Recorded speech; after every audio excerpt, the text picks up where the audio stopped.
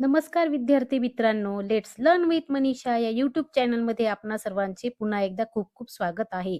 आज आपण इयत्ता 4थी बालभारती तिरंगा या कवितेचं संपूर्ण स्वाध्याय सोप्या सुटसुटीत भाषेत सोडवणार आहोत.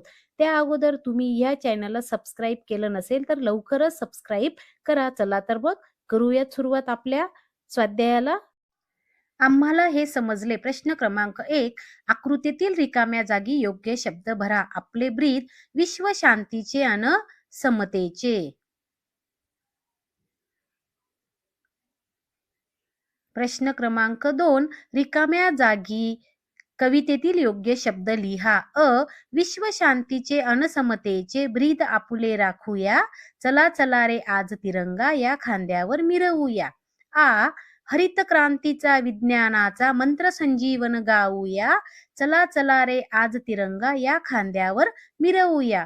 प्रश्न क्रमांक 3. उत्तरे लिहा. हिमालयाची छाती अभेद्य आहे असे कवीने का म्हटले आहे? उत्तर: हिमालय अतिशय उंच, भक्कम आणि मजबूत आहे. शत्रूला त्याच्यावरून भारतात प्रवेश करणे कठीण आहे. म्हणून कवीने हिमालयाची छाती अभेद्य आहे असे म्हटले आहे.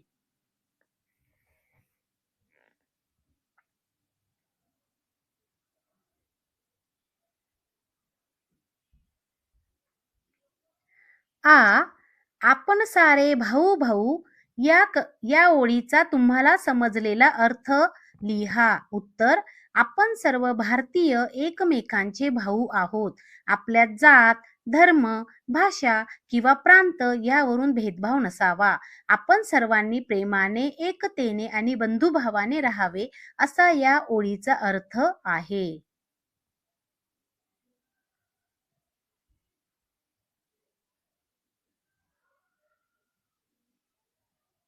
विचार करा व सांगा. तिरंगा बोलू लागला तर? तिरंगा बोलू लागला तर तो म्हणेल, मी भारत देशाचा अभिमान आहे. माझ्या 3 रंगात देशाचे शौर्य, शांतता आणि समृद्धीचे संदेश आहेत. माझा नेहमी आदर करा, देशावर प्रेम करा, एकजुटीने राहा आणि भारताला प्रगतीच्या मार्गावर घेऊन जा.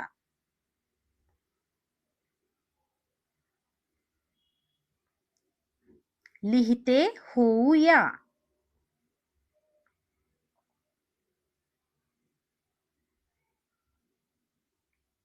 प्रश्न क्रमांक 1. खालील मुद्द्यांच्या आधारे कवितेविषयी माहिती लिहा.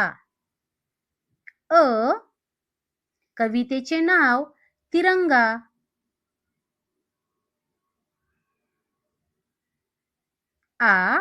कवितेचा विषय भारताचे ऐक्य आणि प्रगती.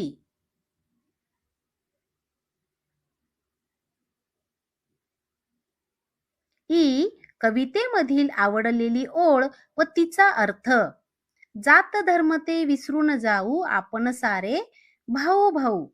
अर्थ: जाती धर्म विसरून आपण सर्व एकजुटीने राहू. तुम्ही वेगळी ही ओळ लिहायची आहे आणि तिचा अर्थ लिहायचा आहे. सर्वांना सारखीच ओळ आवडेल असे नाही. प्रश्न क्रमांक 2. कवितेतील खालील शब्दांचा उपयोग करून वाक्य तयार करा व लिहा. ऐक्य. आम्ही आमच्या वर्गात ऐक्य ठेवतो.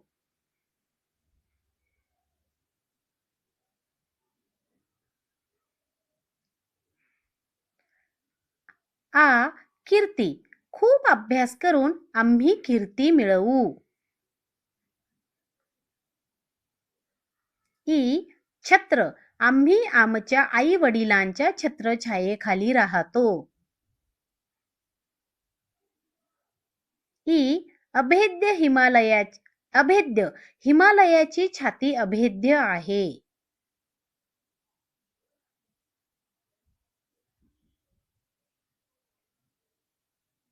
खेळूया शब्दांशी. बघा इथे आपल्याला शब्दकोड दिलेला आहे. आपल्याला कवितेत जे आलेले शब्द आहेत ते शोधून लिहायचे आहेत.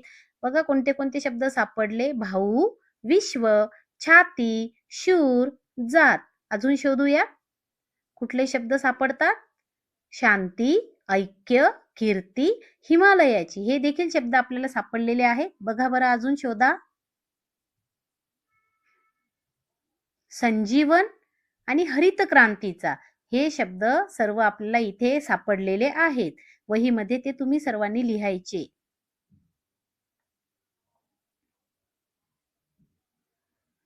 प्रश्न क्रमांक 2, विरुद्ध अर्थी शब्द लिहा. शूर, भित्रा, कीर्ती, अपकीर्ती.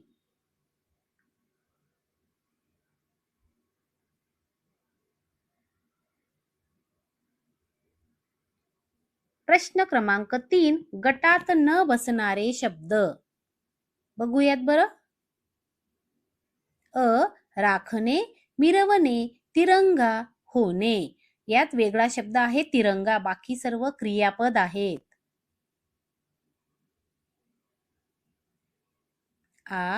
शिपाई, हिमालय, शूर, भारत. इथे शूर हा शब्द वेगळा आहे, इतर तिघही नाम आहेत. पांढरा, गोल, हिरवा, केशरी. इथं गोल हा वेगळा शब्द आहे, बाकी सर्व रंगांची नावे आहेत.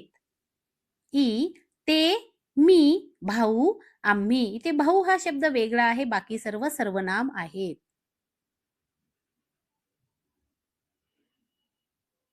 प्रश्न क्रमांक 4, कानासमोर चिन्ह शब्दाला जोडून अर्थ सांगा व लिहा.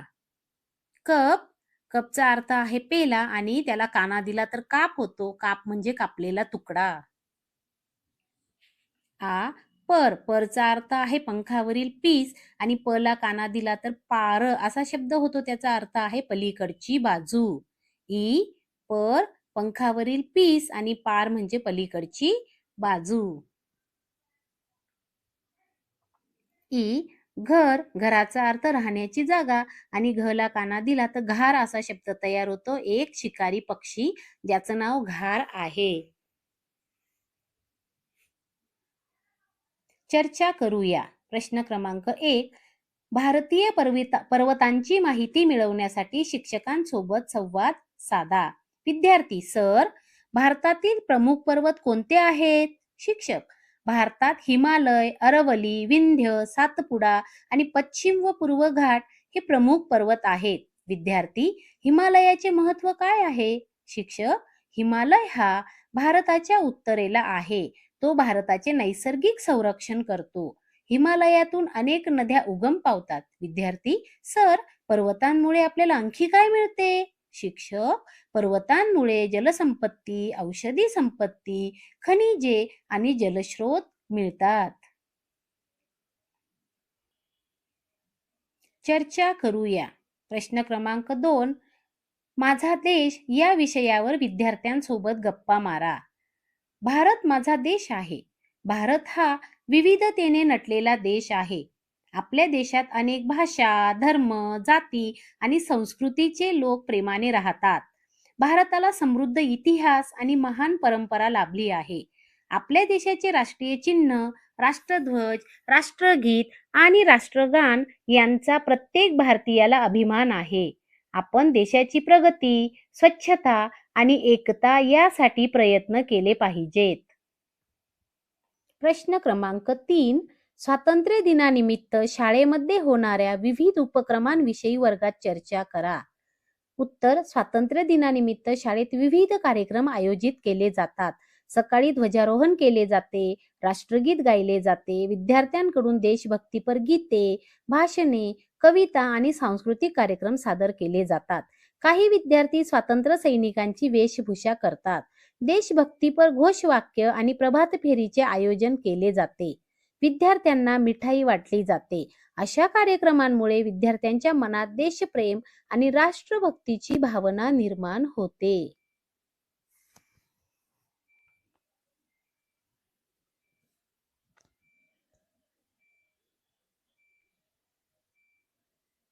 लिहिते होऊया. प्रश्न क्रमांक 1, तुमच्या शाळेत स्वातंत्र्य दिन कसा साजरा झाला ते तुमच्या शब्दात लिहा.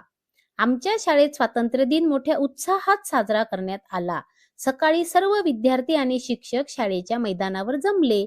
मुख्याध्यापकांच्या हस्ते राष्ट्रध्वजाचे ध्वजारोहण करण्यात आले. त्यानंतर सर्वांनी राष्ट्रगीत गायले.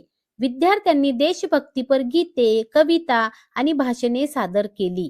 काही विद्यार्थ्यांनी स्वातंत्र्य सैनिकांच्या वेशभूषा केल्या होत्या. शिक्षकांनी स्वातंत्र्य दिनाचे महत्त्व सांगितले. शेवटी विद्यार्थ्यांना मिठाई वाटण्यात आली. हा कार्यक्रम अतिशय आनंददायी आणि प्रेरणादायी झाला. आता तुमच्या शाळेत जसा स्वातंत्र्य दिन साजरा होतो तसा तुम्हाला लिहायचा आहे. हे सर्व उत्तरे फक्त नमुना दाखल दिलेली आहेत. या पद्धतीने तुम्ही तुमच्या शाळेतला स्वातंत्र्य दिन लिहायचा आहे. प्रश्न क्रमांक 2. स्वातंत्र्य दिनानिमित्त सैनिकांसाठी शुभेच्छा संदेश तयार करा व लिहा. उत्तर: प्रिय भारतीय सैनिकांनो, स्वातंत्र्य दिनाच्या हार्दिक शुभेच्छा. आपल्या शूर धैर्यामुळे आणि त्यागामुळे आपण आपल्या देशात सुरक्षितपणे जीवन जगत आहोत. देशाच्या रक्षणासाठी तुम्ही ऊन, वारा, पाऊस आणि कठीण परिस्थितीची पर्वा न करता सीमेवर कर्तव्य बजावता.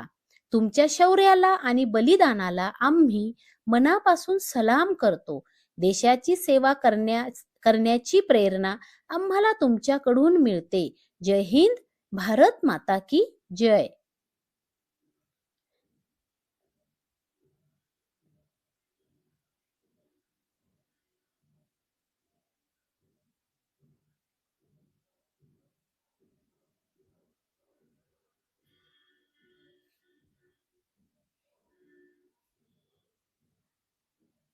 लिहिते होऊया. 3. कबड्डी या राज्य खेळाविषयी 6 ते 8 ओळीत माहिती लिहा. उत्तर: कबड्डी हा महाराष्ट्राचा लोकप्रिय आणि पारंपरिक खेळ आहे. हा खेळ 2 संघांमध्ये खेळला जातो. या खेळासाठी चपळाई, ताकद आणि योग्य नियोजन आवश्यक असते. कबड्डी खेळताना खेळाडूने प्रतिस्पर्धी संघाच्या क्षेत्रात जाऊन खेळाडूंना स्पर्श करून आपल्या क्षेत्रात परत यायचे असते. या खेळामुळे शरीर मजबूत आणि मन एकाग्र होते. कबड्डीमुळे संघभावना, शिस्त आणि धैर्य वाढते. महाराष्ट्रात कबड्डीला विशेष महत्त्व आहे. आज कबड्डी हा भारताचा तसेच जगभर लोकप्रिय होत आहे.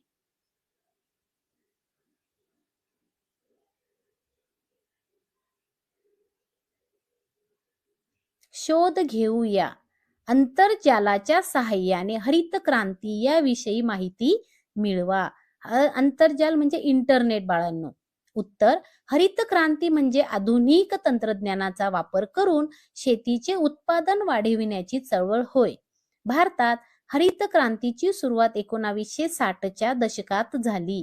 सुधारित बियाणे, सिंचन, खते आणि कीटकनाशके यांचा वापर करण्यात आला. त्यामुळे गहू आणि तांदूळ यासारख्या अन्नधान्यांचे उत्पादन मोठ्या प्रमाणात वाढले. Doctor M.S. स्वामीनाथन यांचे भारतातील हरित क्रांतीमध्ये महत्त्वाचे योगदान होते. हरित क्रांतीमुळे भारताला अन्नधान्याच्या बाबतीत स्वावलंबी होण्यास मदत झाली.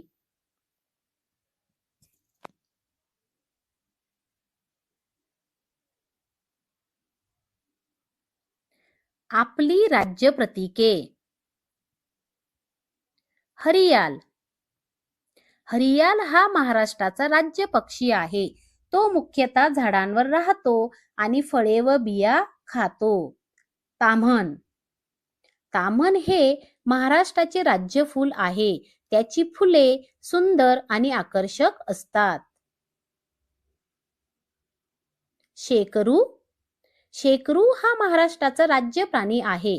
तो मोठ्या झाडांवर राहणारा खारवर्गीय प्राणी आहे.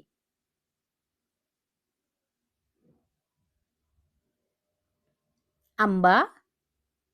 आंबा हे महाराष्ट्राचे राज्य फळ आहे. आंबा हे भारतातील अतिशय लोकप्रिय फळ असून त्याला फळांचा राजा म्हणतात. कबड्डी. कबड्डी हा महाराष्ट्राचा राज्य खेळ आहे. हा खेळ ताकद, चपळाई, धैर्य आणि संघभावना वाढवतो.